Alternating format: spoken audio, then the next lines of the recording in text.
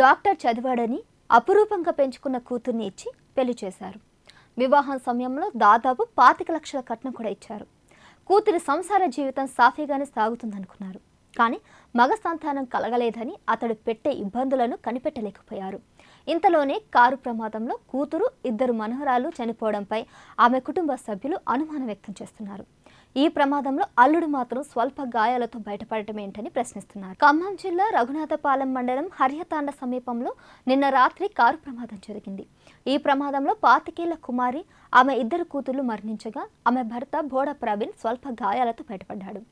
బాజోజి తండాకు చెందిన డాక్టర్ బోడ ప్రవీణ్ నిన్న రాత్రి కుటుంబంతో కలిసి కారులో మంచుకొండ నుంచి హరియా తండాకు బయలుదేరారు.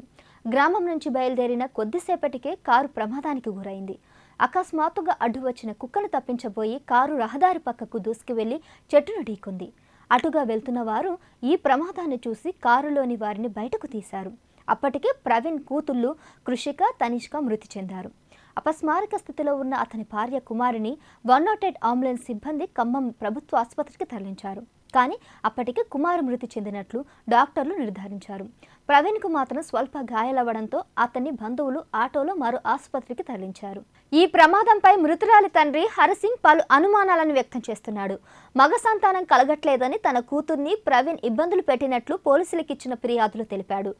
బాబుజీ తండాకు చెందిన బోడ ప్రవీణ్కు 2017లో తన కూతుర్ని ఇచ్చి పెళ్లి చేశామని, హైదరాబాద్లో ఫిజియోథెరపిస్ట్గా పనిచేస్తుండడంతో అక్కడే కాపురం ఉంటున్నారని తెలిపాడు.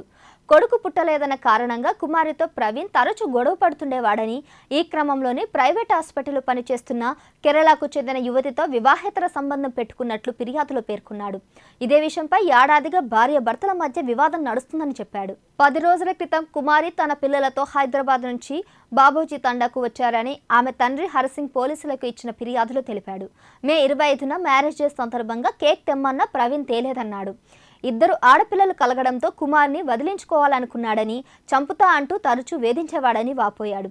కావాలనే కారును చెట్టుకు ఢీకొట్టించి తల్లి, 2 ఆడపిల్లల మరణానికి కారణమయ్యాడని హరిసింగ్ కన్నీటి పర్యంతమయ్యాడు. కుమారి, పిల్లల శరీరంపై ఒక్క గాయం కూడా లేకపోవడంపై అనుమానం వ్యక్తం చేశాడు.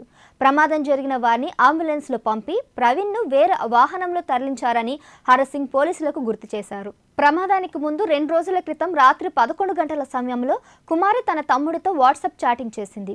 తాను ప్రవీణ్తో ఉండలేకపోతున్నానని, ఇంటికి వచ్చేస్తానంటూ కన్నీరు పెడుతున్న ఇమేజ్ను పోస్ట్ చేసింది. అయితే తాను ఉదయం వస్తానని కుమారి తమ్ముడు రిప్లై ఇచ్చాడు.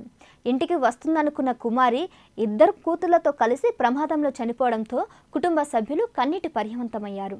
అటు ప్రమాదం జరిగిన ప్రాంతాన్ని పరిశీలించిన సిఐ శ్రీహరి కేసు నమోదు చేసి విచారణ చేపట్టారు.